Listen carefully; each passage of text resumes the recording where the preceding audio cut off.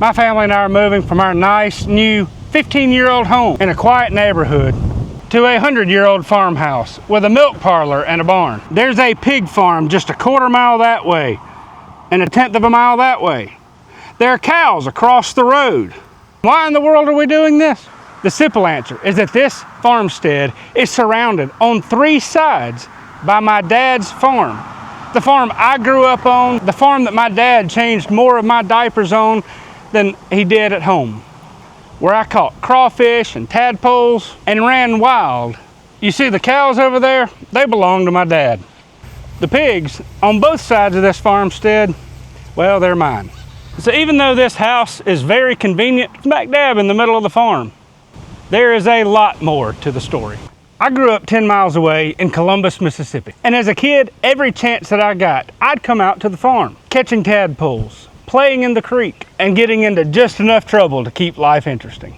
After high school, I went to college in Clinton, Mississippi, then went on to graduate school in New Jersey and Georgia. My wife, Megan, and I spent 8 years in South Georgia where I pastored a local church.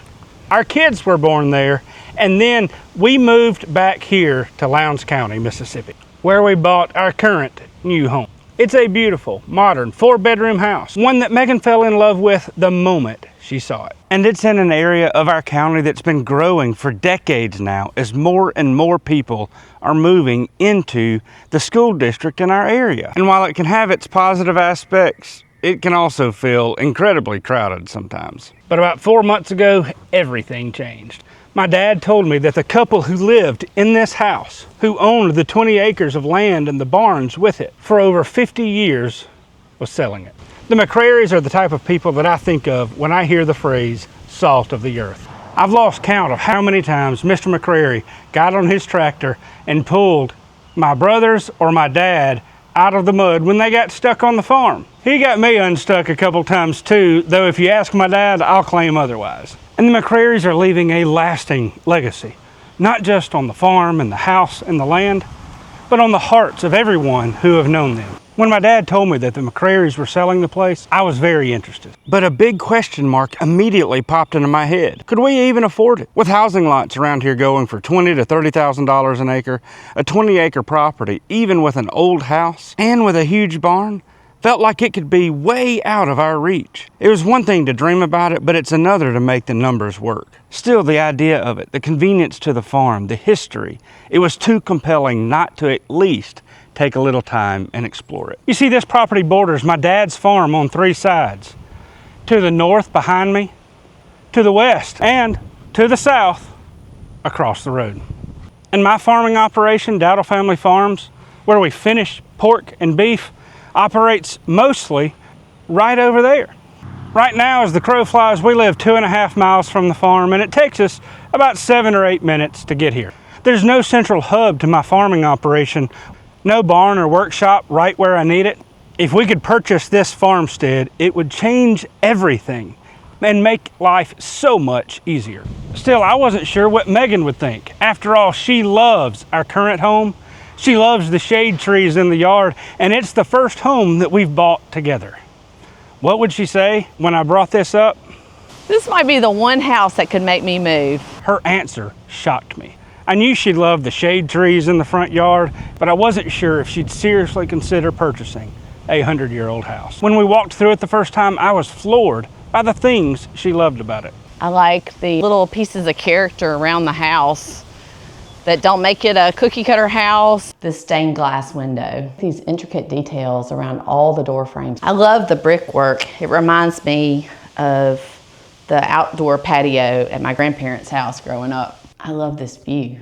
You just need some pigs out there. No, that's not what I love about it, but it's beautiful. And we have neighbors that ride on their 4-wheeler down the road and come and say hi, and that's appealing to me. It's kind of going back to that front porch culture. Honestly, it both thrilled me and terrified me, because as much as I love the idea, I know myself. I can get absolutely, incredibly passionate about a big project, but when it comes to the long, slow grind of finishing every detail, especially the parts that bore me, that's not my strong suit. And Megan knows that as well. We'll talk more about the house and the process of purchasing it in another video. But there's more than just character in the house that drove us to take the leap. You see, I've wanted my kids to have the opportunity to actually grow up on a farm, not just go to the farm from time to time. I spent a lot of time on my dad's farm as a kid, but going to the farm was always a process. We didn't actually live there.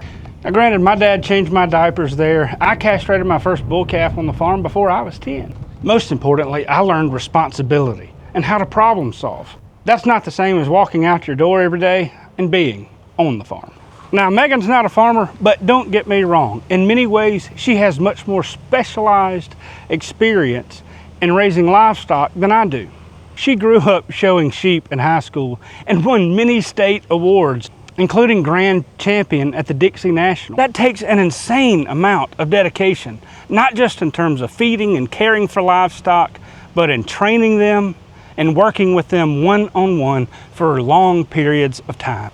And her medical background has been very useful when we've had to deal with sick animals. Historically, Megan hasn't come to the farm much, but when she does, it is her happy, peaceful place. Megan loves taking a ride with me on the four-wheeler through the woods, or around the farm, or stopping and watching the cattle graze. And it'll be much easier to take those peaceful rides with the farm all around us. She can step out the door, we can hop on the side-by-side or a four-wheeler without having to load up in the vehicle, drive away, make sure the kids are taken care of. We can take 10 minutes and go. So this farm will make our lives much simpler and easier in so many ways. But you see, this farmstead isn't just any farm or farmstead. You see, this barn and house and the land here is the old farmstead of my great-grandparents, Robert Edwin Dowdle and Cora Smith Dowdle. I'm Rob Smith Dowdle. There's something about bringing this entire place back, not just to the family, but to the two great-grandparents that I was named after. So Megan was on board, but I couldn't help but wonder what my kids would think about it. Charlotte, our youngest, loves coming to the farm. She'll come out here, sometimes ride the side-by-side or the tractor. Most of the time she's out catching roly-polies and crickets, sometimes even tadpoles and even the occasional crawfish. So I was less concerned about what Charlotte would think, but Sophia is another story. Now Sophia enjoys coming to the farm and she's learned driving the tractor and has worked on the farm, but I wasn't sure what she'd think about having to share a bedroom with her younger sister. But as we walked through the house, Charlotte and Sophia were running and planning about what they would do in their bedroom upstairs. And their excitement was absolutely contagious. Chloe, our oldest, is another story. She's 14.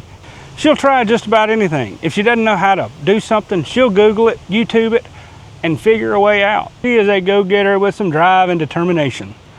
But with this soon-to-be high school cheerleader, be willing to leave everything in that house that she loves behind and move into an old farmhouse with squeaky floors and no walk-in closets. As it turns out, as we toured through the house, she stood quietly, just trying to hide her excitement and anticipation. After we made the decision to purchase and walked through the house, trying to pick out colors, she spent more time and energy talking about the different colors of paint that would be good on the wall than Megan and I cared about. I feel like it would be weird to have in the entry one and the living room another, and then my room another, and that room another. And like, no, grief. I don't care. Who would have thought? Apparently she's excited about a project and is elated at the opportunity to move forward. Now we both realized that taking on a 100-year-old farmstead wasn't just about the romance. It would be a huge test of my focus and our relationship as a family to continue a labor of love that would last our lifetime. But it's also an opportunity for our family to learn and grow together. So the decision's been made. And we are preparing to move. We've got all kinds of stuff to do, and we'll share more of the story. Like when my dad was in high school, he built the frame for these gates, and many more things. There's a whole lot of history, family, community involved in this story. So stay tuned for the next video and the next steps in this journey.